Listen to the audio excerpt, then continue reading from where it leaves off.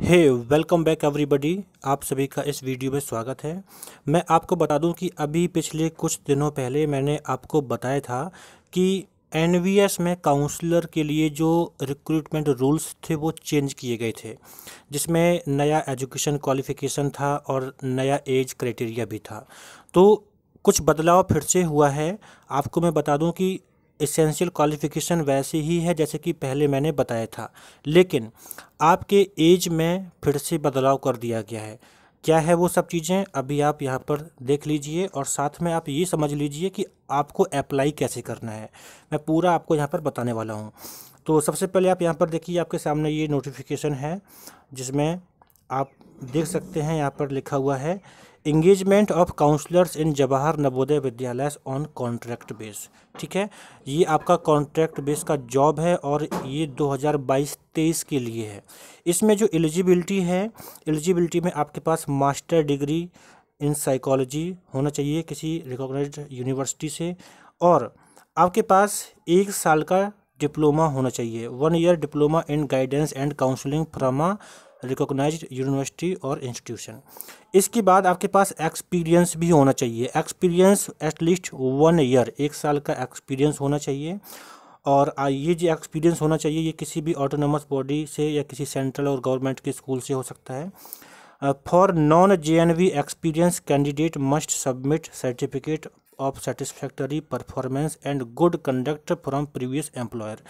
ऐसे लोग जो जेएनवी में पहले काउंसलर नहीं थे, बाहर कहीं से उनको एक्सपीरियंस है, तो वहाँ से यानी उस जगह से उनको सेटिस्फैक्टरी परफॉर्मेंस का जो सर्टिफिकेट है वो बनवाना पड़ेगा।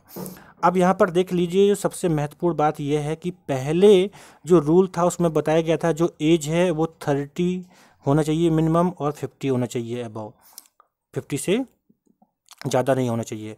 लेकिन अब जो नया रूल है फिर से इसमें बोला गया है कि आपकी उम्र 28 साल से अधिक होनी चाहिए और 50 साल से कम होनी चाहिए।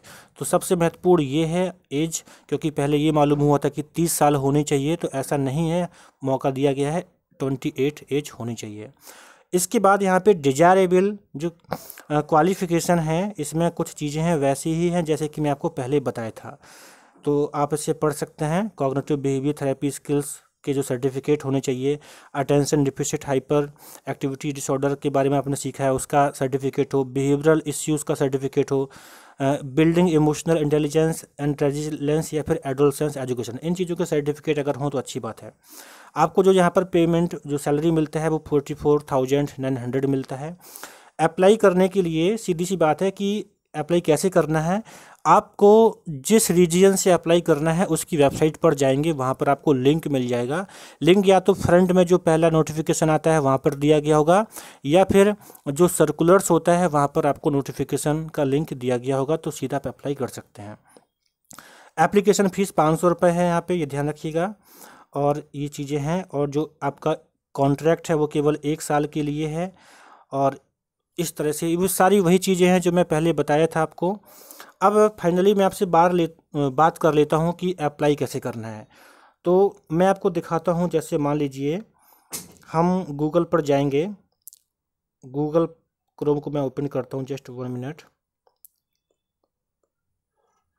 मैंने क्रोम ओपन किया। क्रोम ओपन करने के बाद यहाँ पे पहले से ये ओपन है लिंक, लेकिन मैं शुरू से बताता हूँ। जैसे मान लीजिए कि मैं लखनऊ रीजन से ओपन करना चाहता हूँ, तो मैं यहाँ पे लिखूँगा एनवीएस लखनऊ रिक्रूटमेंट,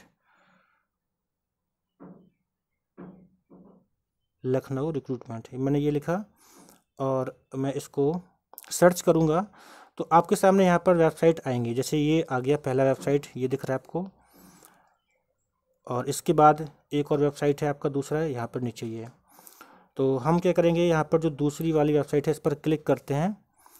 तो क्लिक करेंगे तो हम देखेंगे, जैसे ही आप साइट को ओपन करेंगे तो आपके सामने आता है click here for submitting application for engagement of counsellors on contract.